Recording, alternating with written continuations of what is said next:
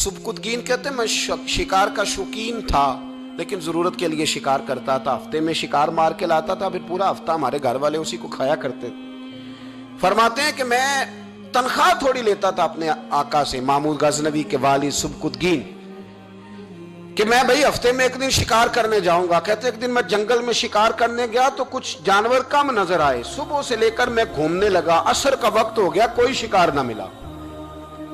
अब मेरे दिल के अंदर यह डर था कि अगर मगरिब मुझे यहीं हो गई तो मुझे कोई दरिंदा, कोई जानवर परेशान करेगा।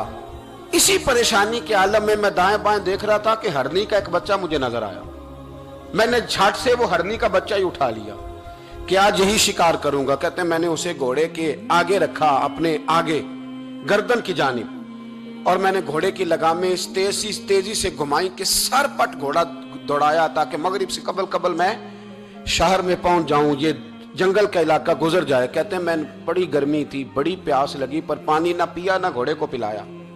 सर पट दौड़ाया इस डर से कि कहीं ऐसा ना हो कि मैं जंगल में मुझे शाम हो जाए। कहते हैं जब मैं शहर से बाहर पहुंच गया तो मगरिब का वक्त भी शुरू हो गया। कहते हैं अभी मैं पहुंचा ही था, मैंने वहां घोड़े को रोका, खुद भी पानी पिया, जानवर को भी पिलाया।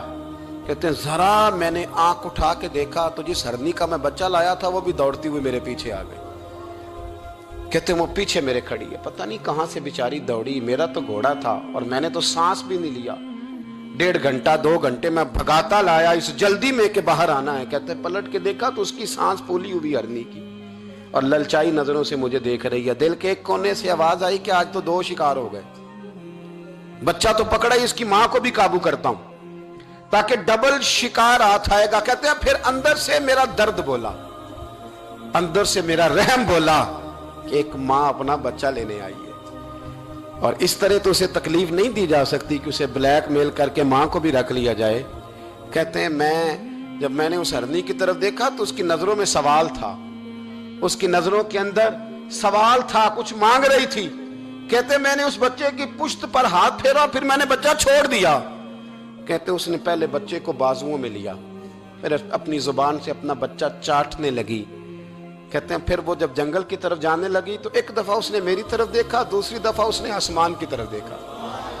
जिंदगी में मुझे इतना सुकून कभी नहीं आया था जितना आज आया। कहते मैं घर गया, इशा की नमाज पढ़ी, बावुजू मैं बिस्तर पे लेट गया। लोगों मेरे नसीब देखो, मुझे मदीने वाले महबूब का दीदार नसीब हुआ। रसूल करीम अलैहिस्सलाम मेरी ख्वाब में आए, मैं रोने लगा। घर महक उठा, फूल खिलने लगे, खुशबुएं बिखरने लगी। कहते महबूब करीम तशरीफ लाए और क्या खूबसूरत जुमला है। महबूब फरमाने लगे ओ सुबकुतगीन, अगर तुझे बादशाह बना दिया जाए तो इंसानों के साथ भी इसी तरह रहम करेगा ना जिस तरह आज हरनी के साथ किया है। अगर तुझे बादशाह बनाया जाए तो रवैया यही रखेगा या बदल जाएगा। कहता मैं रो पड़ा। मैंने कहा यार रसूलल्लाह मैं तो गुलाम बनने के भी काबिल नहीं, तो बादशाह कैसे बनूंगा। फरमाया तेरी आज की अदा बड़ी पसंद आई है, अर्श के मालिक ने तुझे बादशाह बनाने का फैसला कर लिया। तेरी ये अदा बड़ी भाई है, बड़ी पसंद आई। फरमाते एक हरनी के बच्चे पे रहम खाया था, रब करीम ने मुझे बादशाही अता फरमा दी। हम ना सियासत से बादशाही लेना चाहते, सियासतदानों के अपनी जेब से इश्तिहार छपवा के बादशाही लेना चाहते हैं, डेरा बना के बादशाही लेना। ना ना ना, बादशाही तो रहम करने से मिलती, बादशाही तो शफकत करने से मिलती, बादशाहियां तो अल्लाह की मखलूक से प्यार करने से मिलती।